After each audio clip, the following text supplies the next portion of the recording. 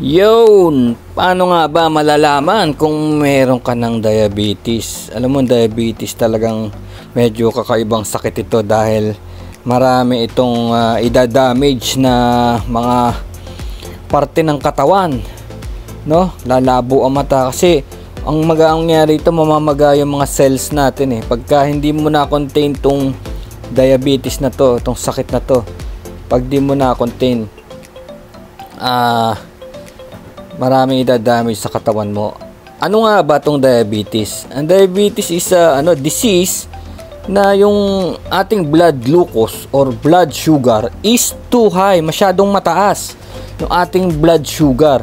Kasi tinatawag nitong blood glucose kasi yung glucose, yan yung nagfi-feed sa ating mga cells, no, body cells, para ma-energize siya at kumilos, lalo na yung mga muscles natin. Pero kailangan ito regulated, no?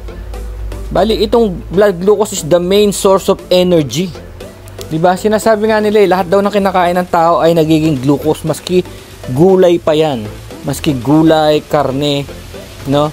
Kahit na anong klaseng drinks, energy drink o iced tea, no? Lahat magiging glucose yan para maging energy. Kaya lang ang problema, minsan napapasobra ang kain, no? So dalawang klase ng diabetes, isang type 1, isang type 2, tatlo pala. Isang type 1 diabetes, type 2 diabetes, at saka yung isang gestational diabetes. Paliwanag ko yung type 1, ito yung yung type 1, ito yung namamana, no? Pag sinabing type 1, ito yung sa katawan mo namamana na parang high blood, no? High blood pressure namamana. Merong history sa mga kamag-anak na may ganun. So minsan kahit payat ka at athletic ka, pwede kang magkaroon, Pero syempre mas maganda pa rin yung healthy ka, tsaka yung body mass index mo ay tama, para kahit magkaroon ka man nito dahil sa mana yung sakit na ganitong high blood or diabetes, at least maganda pa rin ang katawan mo, healthy pa rin. Mas tatalo mo tong mga sakit na to. So yun yung type 1 diabetes. Ang naapektuhan ng type 1 is your pancreas, no? Pancreas. Tapos ang nangyayari, hindi siya nakakagawa ng insulin. Insulin, alam niyo kung tanong niyo kung ano insulin? Insulin is the regulator, no? Parang ginagawa ng katawan to as a regulator for our glucose. Yung ating sugar, glucose, nire-regulate itong insulin. Kaya pag ikaw ay wala nito, tataas ang sugar mo, taas ang ginagawa, 'di ba? Nagtuturok sila ng insulin sa katawan. So yun yung type 1 na mana-mana, no? Ito namang type 2, on the other hand, yung type 2 is dahil hindi maganda yung lifestyle mo, no? Type 2 diabetes, ayan yan, ganun din, hindi ma-regulate kasi sobrang naman dami ng kain mo ng matatamis. Ang usually nagkakaroon ng diabetes, yung matataba, kasi yung kanilang body mass index ay hindi tama, no? Ibig ko sabihin, overweight. Kung kumain ng donuts isang buong box, hindi dapat ganun. Tapos kung ang soft drinks ay isang baso lang, kulang, gusto 1.5, dalawa lang naman pala sila, no? So tas kung magkanin, kala niya kanya lang yung isang buong kaldero, hindi niya alam para sa lahat yun, no? Kanya lang. So sobra ang glucose, sobra ang energy for that particular time. Kaya ang ginagawa ng katawan, yung liver, papasok sa liver, no? Kasi ang liver naman, 'di ba, sabi natin yung liver, siya ay nagdidikta kasi may forecasting Pag pumasok ang glucose, pino-forecast ng liver yung susunod. Kung alam niyang mag-exert ka ng effort, nagre-ready na siya ng mga susunod na glucose para ilagay sa muscles mo. Kaya lang pag ito ay nasobrahan, pag nasobrahan ka naman, ang gagawin ng liver, i-imbak niya yan sa bilbil mo as fats, no? Ilalagay niya sa bilbil mo yun. Kaya maraming tao mabilbil kasi mga energy reserve yun. Maganda yon kung mag-exercise ka o mag-hiking ka, magagamit mo yun. Pero kung nandyan lang yon, araw-araw overweight, araw-araw sobra ka kumain, so magiging ano yun, dadami pa lalo yun, so hindi na maganda, magiging diabetic ka na. Ngayon, meron pang isa yung gestational. Yung gestational diabetes naman is dahil nga yun na mga nagbubuntis, dahil meron siyang kasamang sanggol sa tiyan niya, so nag-i-increase yung sugar para sa kanilang dalawa, nung sanggol, nung anak niya sa tiyan, sa sinapupunan. So yung gestational, habang buntis ka lang, mataas ang sugar mo, no? So paminsan pag nakapanganak ka na, okay na, bumabalik na sa regulation yung sugar level, no? So yun yung gestational. So ayun ang difference ng dalawang type 1 and type 2, no? So dito tayo mag-focus sa type 2 kasi type 1 parang normal na yun eh, nasa lahi nyo eh, no? Nasa lahi nyo. So healthy lifestyle ka pa rin para ma-regulate mo yun. Pero yung type 2 is a bad lifestyle. Ibig sabihin, kasalanan mo tong type 2, no? So dapat ibalik mo. Pwedeng ibalik yung type 2. Kasi sabi ko nga sa inyo, mahirap ang diabetic kasi nga ito na mga simptomas, malalaman mo kung may diabetes ka. Madalas kang umihi. Pag sinabi kong madalas umihi, every 30 minutes, no? Every 30 minutes kang umiihi sa madaling araw. Yun ang gaano kadalas. Frequent urination.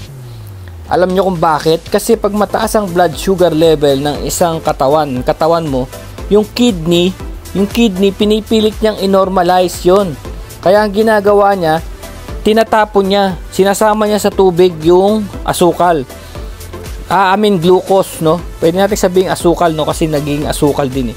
So, yung glucose pinipilit niyang ilabas para magbalanse. Kaya dinadala niya yan sa ihi.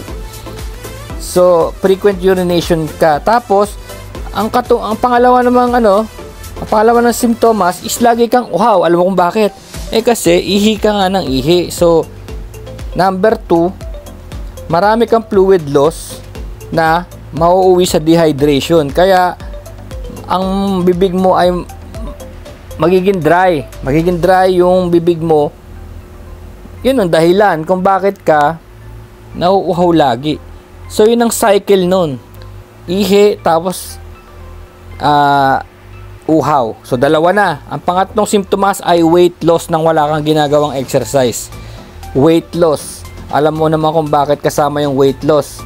Biglang-biglang weight loss to kasi yung pag-ihi mo, may kasamang may kasamang glucose na ilalabas yung pagkain ng katawan mo. Kasi 'di ba sabi ko nga sa inyo, kahit na yung lahat ng inumin mong mga may sugar at lahat ng kainin mo maski gulay, magiging glucose. So mangyayari, mawi-weight loss ka kasi sasama ron sa pag-ihi mo yung energy mo. So walang energy yung katawan mo. Walang energy kasi nilalabas niya. So that's number 3, no? Number 4, gutom ka lagi. So alam nyo na kung bakit kayo gutom. Kasi nailalabas nga sa ihi kasama yung energy mo, no? So may insulin resistance na sa iyong pancreas, no? Ang nangyayari ngayon, dahil nga ganun na nga, may problema ka na sa insulin na glucose regulator, yung utak mo, yung katawan mo magsisend ng signal sa brain na sasabihin gutom ka na naman kasi marami ngang nilalabas na glucose, no? At pagkakita mo kung bakit dikit-dikit, no? Pang-4 na yun, ha. Pang-5 naman, fatigue. Pagod ka lagi. So alam niyo na kung bakit. Siyempre, yung kinain mo hindi nagagamit ng katawan mo. Yung kinain mong glucose hindi niya magamit-gamit kasi sira na nga yung regulator, no? Yung insulin, sira na yung regulator. Kaya nangyayari, wala kang energy, yung muscle fibers mo, alam mo pag wala ka palang energy, wala kang tamang glucose, may diabetes ka na, yung muscle fiber mo, hindi man gagalaw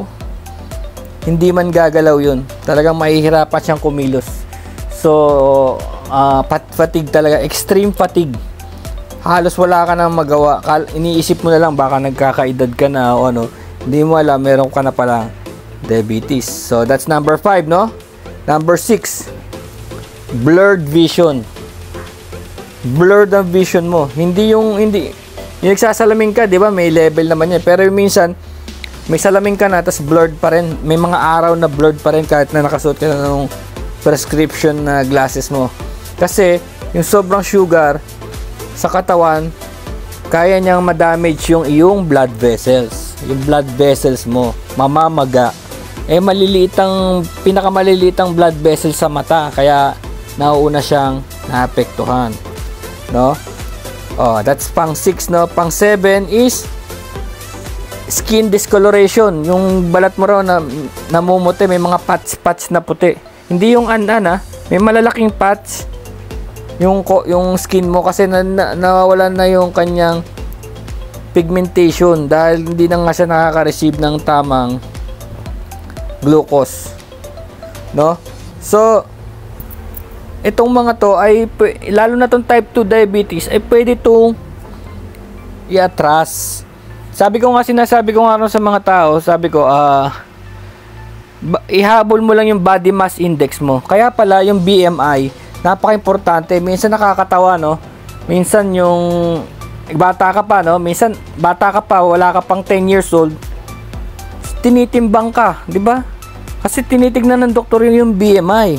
Kung tama yung body mass index mo, kung hindi ka ba yung overweight ka ba o underweight para sa edad mo at saka para sa height mo. So tinitignan nila kasi napaka-importante pala nun. Dahil pumapasok yung mga ganitong sakit pagka mali yung BMI. Kasi dati kasi umabot ako ng 90 kilo. Nasa abroad ako, 90 kilograms. So, dapat sana ang katawan ko ay nasa 70 lang. Sa height ko. Sa height ko na 5'5 and a half, dapat mga 70 lang ang kilograms lang ako. So, umabot ako ng 90. So, nangyari nun, high blood ako. Tapos, borderline na yung diabetes. Borderline na. Pero nag-exercise naman ako noon, nagba-basketball tsaka nag-bike, no? Nagba-bike kami, nag-jogging. Pero maski na ganun, basta overweight ka, ang laki ng chance mong magkaroon ng diabetes. Tandaan mo, ang diabetes parang traitor siya kasi nasa loob mo siya, 'di ba? Hindi niya magamit yung tamang glucose para sa katawan mo, no? So, pag nahabol mo yung body mass index mo, aatras lahat yan. Ganun nangyari sa akin eh. Mula 90, nung bumalik na, ngayon nasa mga 67 lang ako eh. So, nung bumalik, nawala siya. So, ibig sabihin talaga importante yung body mass index. Kesa naman sumabog na yung mga blood vessels mo, no? Tandaan mo, buong katawan natin, blood vessels yan. Minsan yan wag naman sana, sa utak, no? Sa tenga, sa mata, so mabubulag ka, mabibingi ka, ganun. Lahat apektado. So, pag alam nyo, mas mag-iingat kayo. Yun mga kapar, peace.